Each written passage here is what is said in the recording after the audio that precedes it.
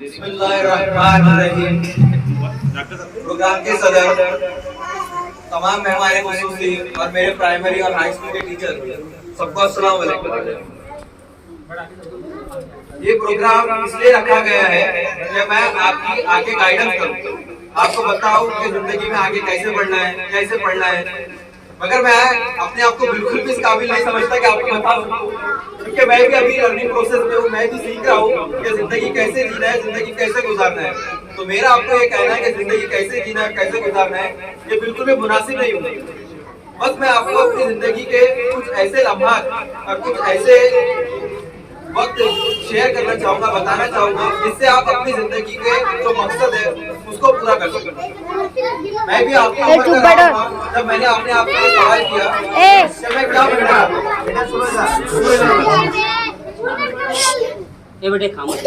Primary school में मैंने अपने आप से सवाल किया कि मैं क्या बनना चाहता हूँ।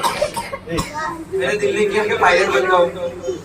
बाद में सोचा, थोड़ा पढ़ता हूँ, लगता है क्या क्या अच्छा पढ़ता हूँ, क्या अच्छा सीखता हूँ, वो कर पढ़ने की कोशिश की।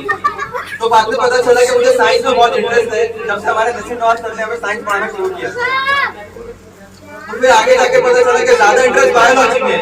तो सोचा कि अब यही फील्ड को मैं आगे परस्यू करूंगा और डॉक्टर बनूंगा। तब जाके मैंने ये फैसला किया कि मैं डॉक्टर बनूंगा।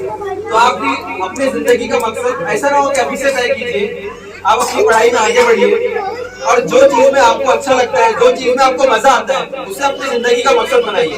तभी जाके आप 100% एक्सेलेंसी हासिल कर सकते हैं, मतलब उसमें 100% कामयाबी और नुमाया कामयाबी हासिल कर सकते हैं।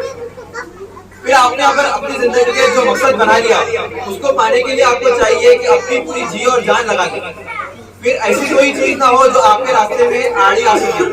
जैसे आजकल के बच्चों की बहुत बड़ी डिस्ट्रैक्शन है, बहुत सारे डिस्ट्रैक्शन है, मोबाइल फोन है, गेम्स है, ये है वो है, ये बहुत बड़े डिस्ट्रैक्शन है। इसको अपनी जिंदगी से निकाल दें। मोबाइल फोन बिल्कुल भी इस्तेमाल ना करें, वीडियो गेम बिल्कुल भी ना खेलें, स्क्रीन टाइम बिल्कुल कम कर दें और अपनी जिंदगी का जो मकसद बनाया है उसको पूरा करने के लिए 100% दें। फिर इंशाल्लाह कामयाबी अपने कदम चुनें। आप एक मकसद तय कर ले और एक अपना टाइम टेबल बना ले कि मुझे दिन में इतने घंटे पढ़ना है। आप खेले भी, उसको भी टाइम टेबल में ऐड करें कि मुझे दिन में इतने घंटे खेलना है। मगर हर चीज अपने वक्त के हिसाब से हो, कि आपकी पढ़ाई भी आपके वक्त के हिसाब से हो, आपका खेल भी आपके वक्त के हिसाब से हो। जब आप अपने दिन को एक टाइम टेबल में डाल देंगे और अपनी जिंदगी को उस हिसाब से जिएंगे, तो इंशाल्लाह आपको अपना मकसद हासिल होगा। इसी तरह मैं चाहता हूँ कि आप अपने मकसद में आगे बढ़े, ना ही दुनिया की बल्कि दीन की भी तालीम हासिल करें।